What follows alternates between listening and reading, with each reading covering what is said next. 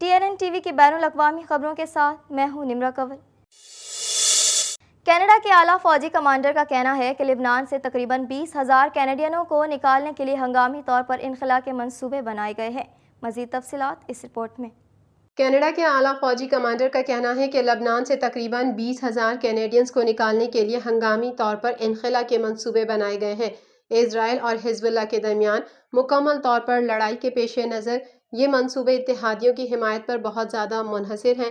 دفاعی عملے کے سربراہ جنرل وین آئر نے یہ ریمارکس اگلے ماہ اپنی ریٹائرمنٹ سے قبل ایک وسیع ایگزٹ انٹرویو میں کہے۔ آئر نے کہا کہ ہم یہ اکیلے نہیں کر سکتے، یہ بہت زیادہ اتحاد کی کوشش ہوگی اور ہم اپنے اتحادیوں کے ساتھ مضبوطی سے بندھے ہوئے ہیں۔ انہوں نے نوٹ کیا کہ کینیڈین حکومت کے رد عمل کے لحاظ سے عالمی امور کینیڈا انچارج ہیں، لیکن اتحادی فوجی رہنما جن کو انخلا کرنا ہوگا منگل کو ملاقات کی تاکہ اس بات پر تبادلہ خیال کیا جا سکے کہ کیا دستیاب ہے اور اسے کیسے محفوظ طریقے سے کیا جا سکتا ہے۔ منگل کو وزیر خارجہ میلانی جولی نے کینیڈینوں کو خبردار کیا کہ وہ جلد از جلد لبنان چھوڑ دیں۔ جولی اور ان کے اسرائیلی ہم منصب اسرائیل کورٹس کے درمیان ہونے والی حالیہ گفتگو کے بعد اسرائیلی میڈیا نے رپورٹ کیا کہ کینیڈا 45,000 افراد کو نکالنے پر غور کر رہا ہے۔ تیاری کے باوجود آئر نے تسلیم کیا کہ وہ اس موسم گرما میں اسرائیل اور لبنان میں مقیم عسکریت پسند گروپ کے درمیان جنگ کے امکان کے بارے میں بہت فکر مند ہے۔ آئر نے کہا کہ کینیڈا کی ایک فوجی ٹیم اس وقت لبنان میں ہے اور بیروت میں سفارت خانے کے ساتھ تعاون کر رہی ہے۔ اگر کوئی بدترین واقعہ پیش آئے، ہمارے پاس ایک اور ٹیم ہے جو جلد ہی قبرص میں ہوگی۔ جنرل نے کہا پچھلے موسم خزاں میں بنائے گئے منصوبوں کا حوالہ دیتے ہوئے جب 500 کینیڈین فوجیوں کو اس علاقے میں تیار کرنے کا حکم دیا گیا تھا، انہوں نے کہا کہ ان کے زیادہ تر منصوبے سمندری انخلا پر مبنی ہیں۔ گزشتہ موسم خزاں میں گلوبل افیئرز کینیڈا نے لبنان سے انخلا کے بہاؤ کو سنبھالنے کے لیے ایک بڑی صلاحیت والی فیری کرائے پر لی تھی۔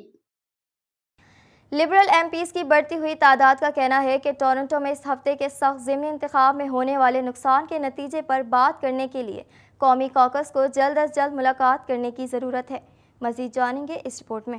لبرل ایم پیز کی بڑھتی ہوئی تعداد کا کہنا ہے کہ ٹورنٹو میں اس ہفتے کے سخت ضمنی انتخاب میں ہونے والے نقصان کے نتیجے پر بات کرنے کے لیے قومی کاکس کو جلد از جلد ملاقات کرنے کی ضرورت ہے اور یہ کہ اجتماع موسم گرما کے اختتام پر طے شدہ اعتکاف تک انتظار نہیں کر سکتا۔ ایک لبرل ایم پی کا کہنا تھا کہ اگر کاکس ستمبر کے اوائل میں ہونے والی اس میٹنگ تک دوبارہ منظم ہونے اور دوبارہ ترتیب دینے کا انتظار کرتا ہے تو ہم اپنی موت لکھیں گے۔ اگرچہ کچھ وزراء نے اس ہفتے عوامی طور پر وزیر اعظم کی حمایت کی، تاہم پردے کے پیچھے کچھ کابینہ کے ارکان مایوسی کا اظہار کر رہے ہیں۔ گروپ ٹیکسٹس اور فون کالز کی بڑھتی ہوئی تعداد میں ایم پیز 2015 میں حکومت بنانے کے بعد اپنی پہلی ٹورنٹو کی نشست سے محروم ہونے کے بعد اپنے آپشنز پر تبادلہ خیال کر رہے ہیں۔ لبرل ایم پیز کا کہنا تھا کہ ہم نے اپنے پاس موجود سب کچھ اس میں ڈال دیا اور پھر بھی کھو گئے، یہ ایک غیر متزلزل آفت ہے۔ کم از کم ایک ایم پی نے عوامی طور پر ستمبر میں ہاؤس آف کامنز کی واپسی سے قبل کاکس کا اجلاس منعقد کرنے کی خواہش کے بارے میں بات کی ہے۔ لبرل ایم پی جینیکا اتوین نے کہا کہ یہ تقریباً ایک شرم کی بات ہے کہ ہم موسم گرما کے بعد تک ایک کاکس کے طور پر اکٹھے نہیں ہو رہے ہیں، لیکن مجھے لگتا ہے کہ ابھی توجہ ہماری کمیونٹی کے ارکان پر ہے۔ ایک لبرل کاکس ممبر نے مشورہ دیا کہ نقصان ایک اچھی چیز ہو سکتی ہے کیونکہ یہ وزیر اعظم کے دفتر کو تسلیم کرنے پر مجبور کر سکتا ہے کہ حکمت عملی اور پالیسی کا موجودہ مرکب کام نہیں کر رہا ہے۔ ٹورنٹو سینٹ کے حتمی نتائج کے بعد سے پولز، لبرل ایم پیز اور پارٹی کے منتظمین نے حکومت کو درپیش چیلنجوں اور اس سے ہونے والی غلطیوں کی دو ٹوک تشخیص کی پیشکش کی ہے۔ شرح سود، مہنگائی، مکانات کی قیمتوں، بڑھتے ہوئے کرائے اور اسرائیل حماس جنگ کے مجموعی اثرات نے نویں سال میں حکومت کے لیے مشکل مسائل پیدا کیے ہیں۔ اونٹیریو کے پریمیئر ڈگ فورڈ نے گزشتہ ہفتے اونٹیریو سائنس سینٹر کی اچانک بندش کے بارے میں صحافیوں کو چکمہ دے دیا۔ مزید تفصیلات اس رپورٹ میں۔ اونٹیریو کے پریمیئر ڈگ فورڈ نے گزشتہ ہفتے اونٹیریو سائنس سینٹر کی اچانک بندش کے بارے میں صحافیوں کو چکمہ دے دیا۔ فورڈ جگہ کے اچانک بند ہونے پر نامہ نگاروں کے سوالات کا جواب دینے سے پہلے ہی وہاں سے چلا گیا۔ 1969 میں آنجہانی ریمنڈ موریاما کی طرف سے ڈیزائن کی گئی عمارت جسے جمعے کو صرف گھنٹوں کے نوٹس کے ساتھ بند کر دی گئی۔ صوبے نے انفراسٹرکچر اونٹیریو کی درخواست پر تصنیف کردہ ایک انجینئرنگ رپورٹ کا حوالہ دیتے ہوئے کہا کہ سہولت کی چھت کے ساتھ ساختی مسائل کی وجہ سے فوری طور پر بند کرنا ضروری تھا اور دعویٰ کیا کہ اس کا استعمال غیر محفوظ ہے۔ صوبے نے کہا کہ ضروری مرمت پر لاکھوں لاگت آئے گی۔ اس فیصلے اور اس پر اجلت میں عمل درآمد کے بعد سے سیاستدانوں، رہائشیوں اور سہولت کے بہت سے زائرین نے اس کے 50 سال سے زیادہ کام کرنے کی مخالفت کی ہے۔ مرکز کو بچانے کے لیے درخواستوں پر دسیوں ہزار خطوط اور دستخطوں سے خوش ہو کر ٹورنٹو کے منتخب رہنما اضافی اختیارات بھی تلاش کر رہے ہیں۔ ٹورنٹو کی میئر اولیویا چاؤ کا کہنا ہے کہ جب میں نے جمعے کی سپہر اچانک بندش کے بارے میں سنا تو میں پوری طرح سے ٹوٹ گیا۔ سائنس سینٹر ایک بہت ہی خاص جگہ ہے۔